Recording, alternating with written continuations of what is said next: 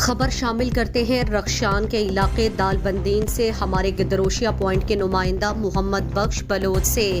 ملک میں بڑھتی ہوئی مہنگائی کے خلاف آل پاکستان کلرکس ایسوسی ایشن کی جانب سے دیگر شہروں کی طرح دال بندین پریس کلب کے سامنے احتجاجی مظاہرہ کیا گیا۔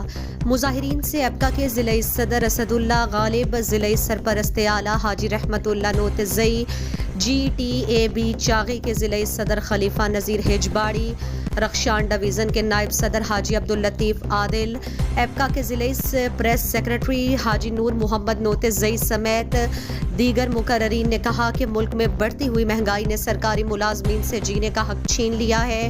سرکاری ملازمین کمر توڑ مہنگائی کے سبب نان شبینہ کے محتاج بن چکے ہیں۔ حکمران اور اعلیٰ بیوروکریسی اپنی مراعات اور شاہانہ زندگی کے لیے ملازمین کو مہنگائی کی چکی میں پھنسا رہے ہیں۔ مقررین نے کہا کہ سرکاری ملازمین کی تنخواہوں سے بے جا کٹوتی کا نوٹس لیا جائے۔ مزید دلچسپ معلومات اور خبروں سے آگاہ ہونے کے لیے گدروشیا point Facebook page, Instagram, Twitter کو فالو اور یوٹیوب چینل کو سبسکرائب کریں۔ بیل آئیکن بٹن دبانا نہ بھولیں